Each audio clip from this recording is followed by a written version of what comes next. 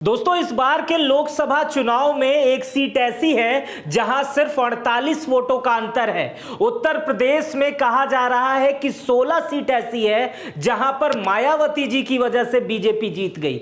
उत्तर प्रदेश में प्रधानमंत्री मोदी को कितने वोट मिले, राहुल गांधी को क्यों कहा जा रहा है कि उत्तर प्रदेश में मोदी से आगे निकल गए राहुल, स्मृति ईरानी कितने वोटों से चुनाव हार गई, ये सब तमाम आंकड़े मैं लेकर आया हूं कि उत्तर प्रदेश में सबसे अधिक वोट किसको मिले और सबसे कम अंतर से कौन जीता। भारत में सबसे अधिक वोट किसको मिले और सबसे कम अंतर से कौन जीता। तो चलिए शुरू करते हैं। और इसमें एक अहम अध्याय मायावती जी वाला है। उत्तर प्रदेश में मायावती का जो वोट है वो कहीं ना कहीं बीजेपी को फायदा पहुंचाया है और बीजेपी का जीत का जो अंतर है वो मायावती के वोट के आसपास है। इसको भी उत्तर प्रदेश के तमाम गणितज्ञ बहुत ध्यान से देख रहे हैं और राजनीतिक दल के लोग ये भी कह रहे हैं कि मायावती अगर इंडिया गठबंधन का हिस्सा होती तो उत्तर प्रदेश में इंडिया गठबंधन की सीटें 70 से अधिक हो जाती। तो ये किन आंकड़ों की बदौलत कहा जा रहा है वो आपके सामने वो आंकड़े हैं। तो चलिए शुरू से शुरू करते हैं। देखिए, सबसे पहले मैं बताऊंगा उत्तर प्रदेश की वो सीटें जो बहुत कम अंतर से आगे पीछे रह गई। तो जो सबसे ऊपर की सीट है, जो सबसे कम उत्तर प्रदेश का अंतर है, वो 2629 वोटों का है। हमीरपुर की सपा समाजवादी पार्टी की सीट है, अजेंद्र सिंह लोधी ने इसे जीता है। अब सोचिए 2629 वोट, जब हार जीत का अंतर हुआ होगा तो सामने वाले बीजेपी के प्रत्याशी को कितना दुख हुआ होगा। जो दूसरी सीट है वो फर्रुखाबाद की है। बीजेपी के मुकेश राजपूत ने भी 2678 वोट से जीते हैं। बांसगांव की कमलेश पासवान की सीट है, वहां पर सदल प्रसाद इनके सामने चुनाव लड़ रहे थे। जब चुनाव की गिनती आई तो सदल प्रसाद रोने लगे और वो कहने लगे कि मैं जो है हाई कोर्ट जाऊंगा क्योंकि मेरे साथ बेईमानी हुई है। क्योंकि जब इतने कम वोट के अंतर होते हैं तो हमेशा प्रत्याशी एक दूसरे के ऊपर बेईमानी का ही आरोप लगाते हैं। लेकिन उत्तर प्रदेश में 6 ऐसी सीटें हैं जो 5000 से कम के अंतर से जीती गई हैं, लेकिन उसमें 3 समाजवादी पार्टी की हैं और 3 भारतीय जनता पार्टी की हैं। तो चलिए चौथे नंबर पर जो है वो सलेमपुर की सीट है। रमाशंकर राजभर यहां पर 3573 वोटों से जीते हैं। 5वें नंबर की जो सीट है वो बीजेपी के प्रवीण पटेल जीते हैं, वो 4332 वोट से जीते हैं। और जो 6वें नंबर की सीट है वो समाजवादी पार्टी की सीट है। आनंद भदौरिया को आप लगातार टीवी पर देखते होंगे, उन्होंने चुनाव जीता है मात्र 4449 वोटों से। ये थी सबसे कम वोटों की। अब आ जाते हैं हम सबसे अधिक वोटों से कि उत्तर प्रदेश में कौन ऐसा आदमी है जो सबसे अधिक वोटों से चुनाव जीता है। तो सबसे नंबर 1 पर उत्तर प्रदेश के आते हैं महेश शर्मा, गौतम बुद्ध नगर से चुनाव जीते हैं। ये 5,59,472 वोटों से चुनाव जीते हैं। उत्तर प्रदेश के ये पहले सांसद हैं जो इतने अधिक वोटों से चुनाव जीते। हालांकि इससे ज्यादा से जीतते रहे लोग, लेकिन इस बार की लोकसभा में उत्तर प्रदेश के ये पहले नंबर 1 के सांसद हैं। दूसरे नंबर पे आते हैं राहुल गांधी जो 3,90,030 वोटों से रायबरेली से चुनाव जीते हैं।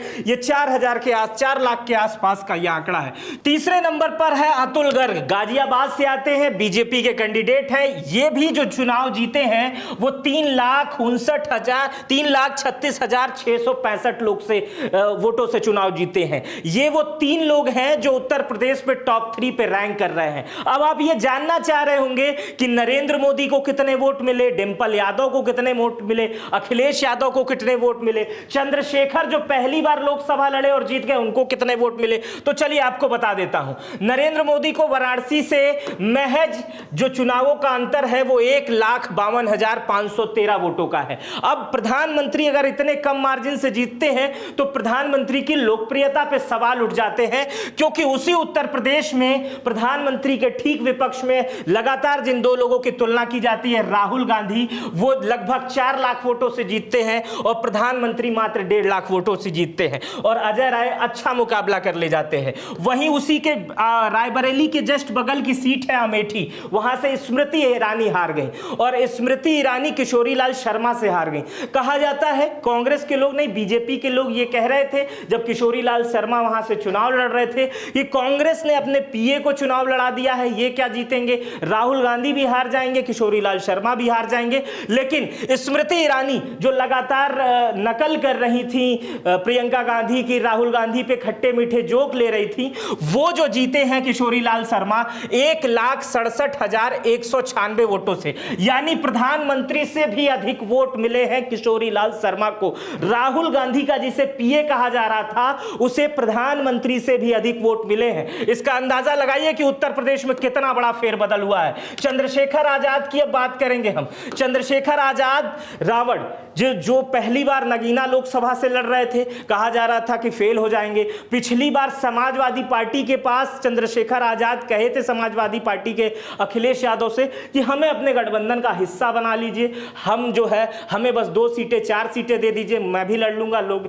लेकिन समाजवादी पार्टी के मुखिया अखिलेश यादव ने उन्हें सीट नहीं दी और इस बार वो लोकसभा जीत कर आ गए और जीत का जो मार्जिन है वो 1.5 लाख से भी अधिक का है। अब चंद्रशेखर आजाद विधानसभा में अपना पावर दिखाएंगे और इस बार प्रेस कॉन्फ्रेंस में हर बार कह रहे हैं कि अभी मैं तय नहीं कर पाया हूं कि मैं इंडिया गठबंधन के साथ जाऊं या एनडीए के साथ जाऊं। राजनीतिक लोग ये कह रहे हैं कि चंद्रशेखर जो है वो हो सकता है बीजेपी के साथ चले जाएं और अपनी कॉन्स्टिट्यूंसी में अच्छा काम करें और लगातार अपनी बढ़ोतरी के लिए करें। ये चंद्रशेखर का फैसला है। फिलहाल ये इस पे जाएंगे तो वीडियो बड़ी हो जाएगी। अब डिंपल यादव की बात कर लेते हैं। मैनपुरी से चुनाव लड़ रही थी, 2,21,639 वोटों से चुनाव जीती हैं। इनका भी वोट प्रधानमंत्री से अधिक है। अखिलेश यादव समाजवादी पार्टी से चुनाव वो तो लड़ेंगे ही, कन्नौज से चुनाव लड़ रहे थे, 1,70,922 वोट मिले थे, ये भी प्रधानमंत्री से अधिक है। अब ये वोटों का अंतर मैं बता रहा था, ये मैं उत्तर प्रदेश का बता रहा था। अब हम आ जाते हैं भारत में कि भारत में सबसे अधिक वोटों से कौन चुनाव जीता है। तो सबसे अधिक वोटों से चुनाव जीते हैं शंकर लालवानी, इंदौर मध्य प्रदेश से, बीजेपी के प्रत्याशी हैं। इनके जो जीत का अंतर है वो 11,72,000 का है। 11,72,000 जीत का अंतर है, सबसे अधिक अंतर है। उसके बाद रकबुल हुसैन साहब हैं धुबरी असम से, ये कांग्रेस के प्रत्याशी हैं। इनके जो जीत का अंतर है वो 10,12,000 वोटों का है। तीसरे नंबर पे शिवराज सिंह चौहान है, जिन्हें लोग प्यार से मामा कहते हैं। विदिशा मध्य प्रदेश से चुनाव इन्होंने लड़ा बीजेपी से और 8,21,000 वोटों से चुनाव ये जीत गए। अब इनके बारे में सुन लीजिए। पिछली बार मध्य प्रदेश जब विधानसभा के रिजल्ट आए तो बेचारे को मुख्यमंत्री कुर्सी से हटा के मोहन यादव को बैठा दिया गया।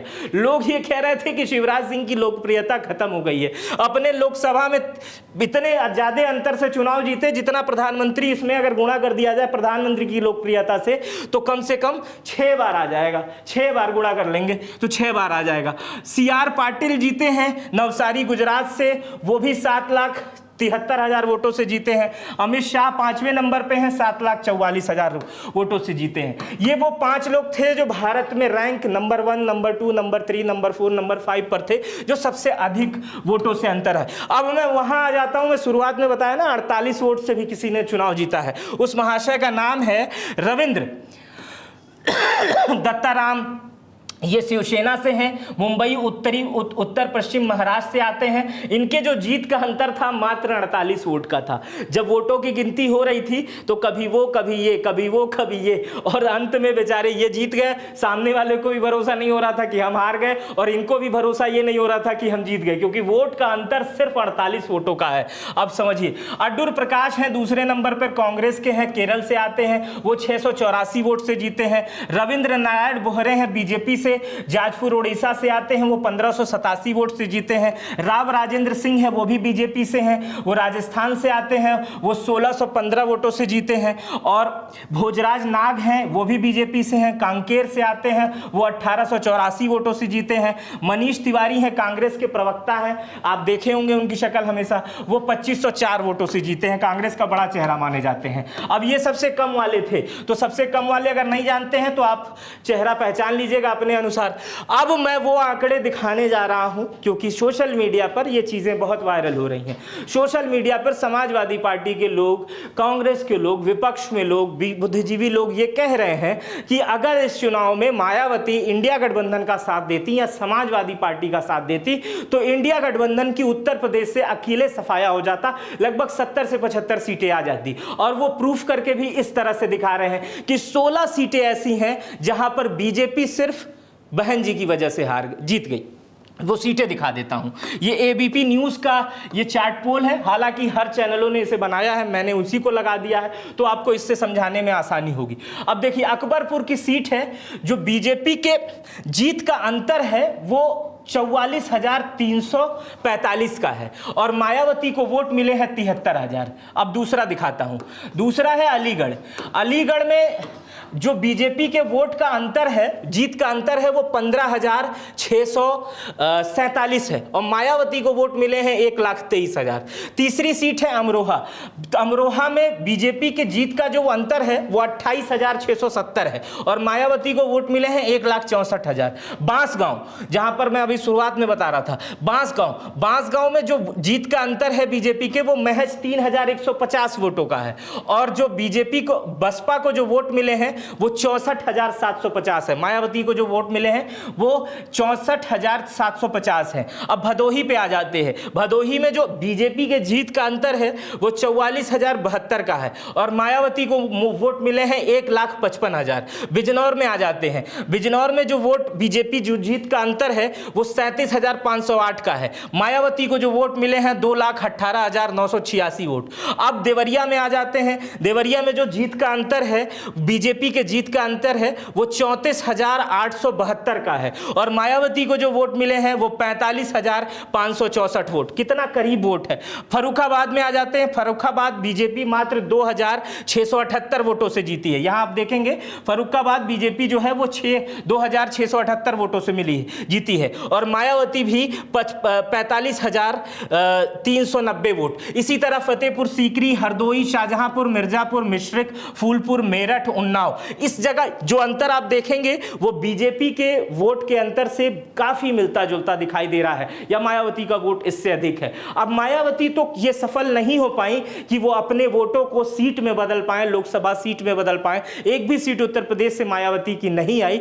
लेकिन अगर मायावती, लोग कह रहे हैं कि इंडिया गठबंधन का हिस्सा होती, खुद तमाम बड़े राजनीतिक विश्लेषक, राजनीतिक दलों के लोग, बीच में तो अखिलेश यादव कह रहे थे कि मायावती को जो आप वोट कर रहे हैं वो बीजेपी की तरफ जा रहा है। ये तमाम बातें आ रही थी चुनाव के समय। अब चुनाव खत्म जब हो जाता है तो विश्लेषण का समय आ जाता है। तो विश्लेषण के आधार पर अगर मायावती इंडिया गठबंधन का हिस्सा होती तो आज की डेट में देश में बीजेपी की सरकार बनते हुए नहीं दिखाई दे रही है, क्योंकि अकेले ही उत्तर प्रदेश से ये तीनों पार्टियां मिलकर क्लीन स्वीप कर सकती थी, अधिक सीटें ला सकती थी, 70 से अधिक सीटें ला सकती थी। 16 सीट का उदाहरण मैंने आपको सामने दिखाया है। तो ये 5 विश्लेषण मैंने किए हैं आज। 5 विश्लेषण में उत्तर प्रदेश में सबसे कम वोटों से कौन जीता है, उत्तर प्रदेश में सबसे अधिक वोटों से कौन जीता है, भारत में सबसे कम वोटों से कौन जीता है, भारत में सबसे अधिक वोटों से कौन जीता है, और ये 5वां विश्लेषण मायावती की भूमिका उत्तर प्रदेश के लोकसभा चुनाव में।